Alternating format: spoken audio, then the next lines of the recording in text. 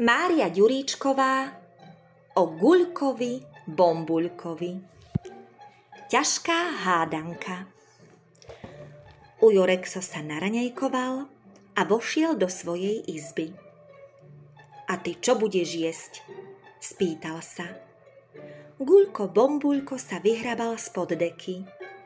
Ja nejedávam, hovorí. Nejedávaš? Začudoval sa Ujo Rexo. Ani kosti, ani mlieko, ani cukor? Nič, krúti hlavou Guľko Bombuľko. Ja som už taký. Tak teda nebudeš ani rásť. Od včera si sa dokonca zmenšil, a to riadne. Hau, hau. Rozdal si sa na všelijaké švihadlá, šnúry a motúzy. A nemal som sa. Čo by nie? Všetci si pomáhame a po troške sa rozdávame. Len daj pozor, aby to nebolo na darobnice, ale na dôležité veci. A čo sú dôležité veci?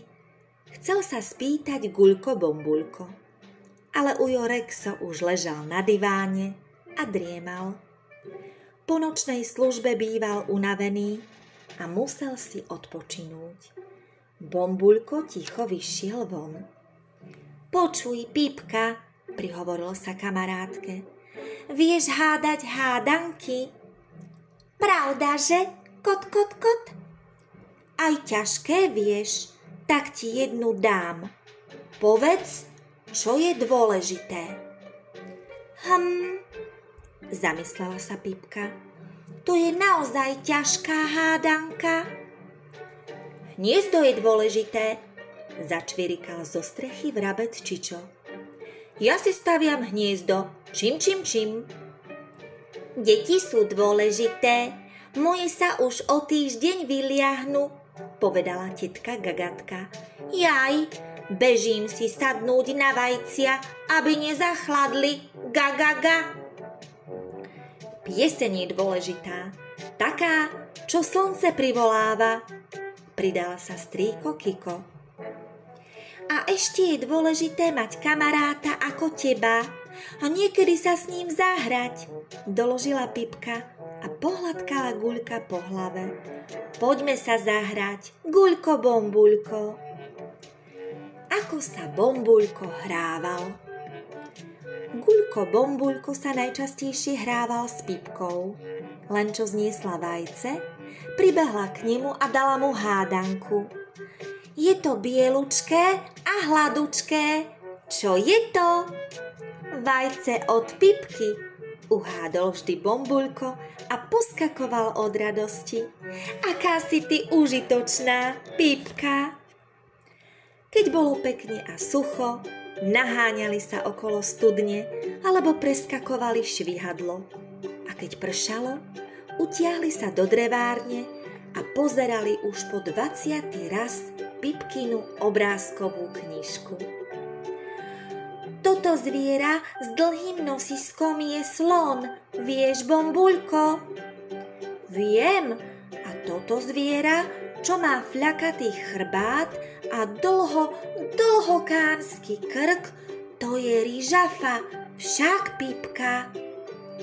Nie ryžafa, ale žifara, opravila ho Pipka. Ha, kikiriki, rozchychotal sa strýko Kiko, ktorý tam vymýšľal novú pieseň. Vy neviete, ako sa volá to zviera s dlhokánskym krkom? Veď to už vedia všetci škôlkári, predsa žirafa. Áno, žirafa, zahambila sa Pipka a potajomky si utrela slzu.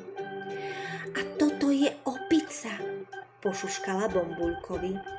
Tichulinko, aby ju strýko Kiko nepočul a nevysmial. Niekedy sa Bombuľko hral s vrabcom Čičom alebo s holubičkami bielohlavkovými, ale to už bolo horšie. Guľko behal po zemi a tí sa vše vychytili na krídla a hýbaj na strechu. Ja sa nehrám, dudral Bombuľko. Na krídlach sa nesmie. No vrabec Čičo nemal na hru veľa času. Dokončoval si hniezdo a zbieral doň všelijaké pierka, chlopky a vlákna, aby bolo čo najteplejšie. Hniezdo je dôležité, povedal raz Guľko Bombuľko. Zavrtel sa a odvinul zo seba kusisko vlny. Nech sa ti páči, kamarát Čičo, nech sa tvoje deti čo najskôr vyliahnu. Ďakujem, braček Bombuľko, nikdy ti to nezabudnem. Ej, budeže rada moja žena. Čičo odletel, no o chvíľu sa vrátil a zahral sa s Bombuľkom na chytačku. A vôbec pri hre nelietal, iba skackal po zemi. A tak ho Bombuľko chytil 2 razy a ešte 2 razy. To bola hra. Pani Líza. Mačka Líza bývala v kuchyni pri sporáku a s obyvateľmi dvora sa nekamarátila. Ešte by som sa od nich umazala, myslela si. Na dvore je aj prach, aj blato, aj kaluže, brr, aj vietor podúva. A v kuchyni je čistúčko a teplúčko. Starka mi tu každý deň zakúri a vyzametá. Vnúčka poutiera prach a niekedy mi uviaže aj mašľu. Raz žltú, raz rúžovú. Aj inak sa o mňa dobre starajú. 3 razy do dňa mliečko. A ak mám chuť na dačo iné, i sama si uchmatnem smotánky, slaninky, salámky. 2 či 3 razy bola pani Líza na návšteve u susedovej Labky, ale viac nepôjde, lebo Labka je celkom obyčajná mačka, ani nebýva v kuchyni, ale na povale a sama sa živí, chytá myši, celé hodiny vydrží striehnúť pri myšacej diere a na návštevy nemá čas. Taká obyčajnosť. Preto sa pani Líza zdržiava najviac len v kuchyni. Rada sedáva na obloku, uzerá sa v ňom ani v zrkadle a ulizuje sa, uhládza, že sa jej srsť až tak leskne. Už viackrát videla, ako sa Bombuľko hrá na dvore s Pipkou alebo s vrabcom Čičom. Raz odvinul zo seba kus vlny a dal vrabcovi. Iste do hniezda, aby bolo teplejšie. Vidíš ho? Myslela si Líza. Tomu kradošovi sa rozdáva a na papučky sa ľutoval. Ušiel. Čo sme sa ho vtedy nahľadali? Ej, loptoš, Bombuľko, mala by som ťa prezradiť vnúčke, ale radšej nie. Veď by sa i mne samej zišla tvoja vlna. Spravila by som si sedačku, aby sa mi na obloku mäkšie sedávalo. Len ako ťa dostať, aby nezbadal Rexo? Rexo je mocný a nemá ma rád, ani ja jeho. Ako Bombuľko, len, že nezahynul.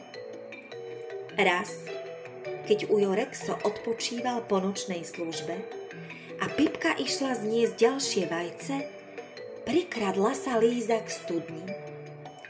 Dobrý deň, Guľko, Bombuľko, mňau, prihovorila sa mu sladkým hlasom. Dobrý deň, pani Líza, vyšli ste si na prechádzku? Áno, idem sa reku zahrať s Guľkom Bombuľkom, keď je taký sám. A viete sa na chytačku? Potešil sa Bombuľko. Čo by nie? No, chytaj ma. Líza sa rozbehla od studne, čo najďalej od domčeka u Jareksa. No, chytaj ma. Daj si na ňu pozor, Guľko Bombuľko, preletel ponad dvor vrabec Čičo. To je šelma falošná, aby ti neublížila. Čičo je strachoš, pomyslel si Bombuľko a rozbehol sa chytať pani Lízu. Guľ, chytil som a teraz vy mňa. Guľko uteká, Líza ho drapká ostrými pazúrmi. V tom ho chmatne za chvost a ťahá. Guľko Bombuľko sa vrtí ani vrtuľa. Vlna sa z neho odvíja a on sa zmenšuje. Už je len ako orech. Jaj, kričí, ale hlások má od strachu taký slabý, že ho nikto nepočuje. Ba predsa kto si? Vrabec či čo? Rozletí sa vrabec k domčeku u Jareksa, strepoce krídlami a zaškrečí z celej sily. Pomoc! Ujo Rekso vybehol, ani čo by ho vystrelili. Keď to Líza zbadala, strmým skokom odmykla Bombuľkovú vlnu, bol jej celý chumáč a vyskočila do otvoreného obloka. Tam sa zvrtla a zamravčala. Budem mať z teba sedačku, Guľko Bombuľko. Príď sa na ňu pozrieť. Mňau. Guľko Bombuľko neplakal, len sa triasol, ako by mal zimnicu. Je sedačka aspoň dôležitá vec? Spýtal sa ticho u Jareksa. Ale ba, to je len taká daromnica. Hau, povedal Ujo Rekso nahnevaný. No počkaj, ty cifruša.